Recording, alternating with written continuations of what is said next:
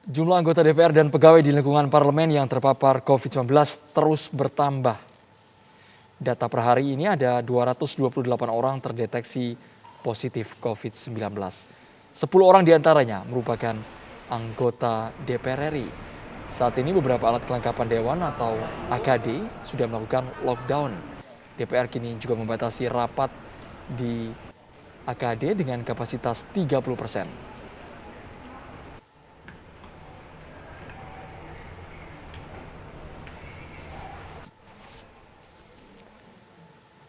Pemirsa, lalu bagaimana perkembangan terbaru di gedung DPR RI? Kita akan berbincang dengan Sekjen DPR RI, Bapak Indra Iskandar. Selamat sore Pak Indra Iskandar, kami ingin tahu Pak update terbaru jumlah anggota parlemen yang terpapar COVID-19. Selamat sore Mas Andro. Hari ini sesuai dengan data yang ada di dalam lab kami, untuk anggota DPR ada 10 ya, masih 10, dan itu terus kami monitor lewat kepala bagian sekretariatnya semua, masing-masing kalau ada penambahan atau kalau ada yang sudah negatif, itu menjadi catatan kami. Nah, dari 228 yang positif, 10 tadi anggota dewan, selebihnya itu terdiri dari ASN, PPN-PN, kemudian tenaga ahli, cleaning service, dan petugas-petugas lain yang bekerja di lingkungan DPR gitu ya. Pak Indra, hasil tracing sejauh ini kasus COVID-19 ini berasal dari giat apa Pak? Ya, saya kira kalau di kantor DPR ini kan selama ini sangat ketat sekali ya protokol yang kita gunakan, baik di ruang-ruang rapat maupun di ruang-ruang kerja lain. Semua prosedur prokes kita terapkan dengan baik tentunya.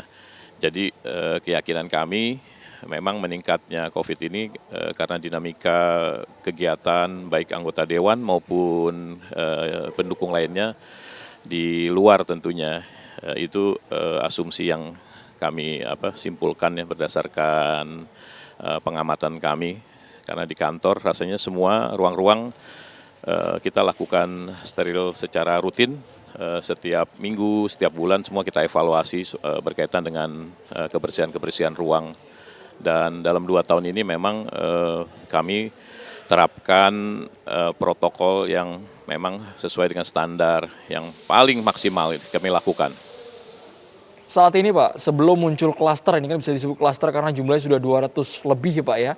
Apakah kegiatan berupa mungkin rapat komisi atau mungkin fraksi masih tetap berjalan secara tatap muka Pak di sana?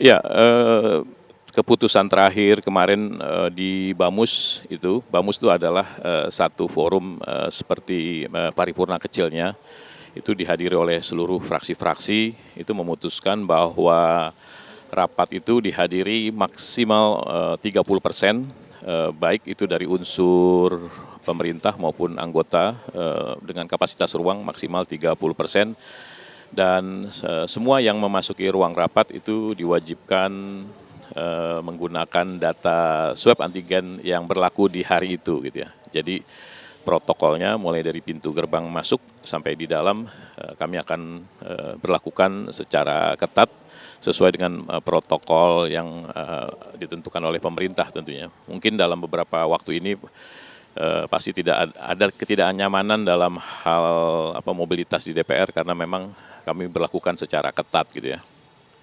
Kemudian Pak Indra, pendataan sementara dari DPR, pasien COVID-19 yang sudah didata ini, kategorinya gejala apa Pak dari DPR ini? Ya, semua yang ada dalam data kami ini gejalanya gejala ringan ya, artinya gejala yang masih bisa dilakukan karantina mandiri di rumah gitu ya. Kemarin banyak teman-teman media juga menanyakan berkaitan dengan Omikron. Jadi tentu kalau Omikron pertama ada berbagai gejala yang menjadi pedomannya. Kemudian yang kedua, untuk memastikan Omikron itu kan hanya bisa dilakukan di Balitbang Kes ya. Jadi tidak semua lab bisa melihat virus Omikron. Ya tentu kami asumsikan semua yang positif di DPR ini gejalanya masih gejala COVID-19 tentunya. Untuk penanganan ke depan seperti apa Pak agar tidak makin meluas? Ya, seperti tadi saya sampaikan bahwa protokol kesehatan memasuki komplek DPR ini memang sangat ketat. Jadi tadi sudah saya sampaikan rapat-rapat itu di samping juga ada kewajiban untuk menunjukkan swab antigen yang berlaku hari itu, diisyaratkan juga jam kerja. Jam kerja itu setiap hari saat ini adalah sampai jam 15, untuk hari Jumat itu 15.30. Dan rapat-rapat itu diisyaratkan di Bamus kemarin maksimum 2,5 jam gitu ya. Jadi walaupun banyak sekarang alat kelengkapan dewan, misalnya balik atau komisi-komisi yang mengejar target capaian kinerjanya untuk masing-masing LKD ini, tentu tetap kami himbau untuk mengikuti jam kerja karyawan, karena kan karyawan selalu melekat, atau ASN atau Sekretaris Jenderal melekat pada kegiatan-kegiatan dewan. Terima kasih banyak Sekjen DPR RI Bapak Indra Iskandar sudah bergabung di Kabar Petang Pilihan.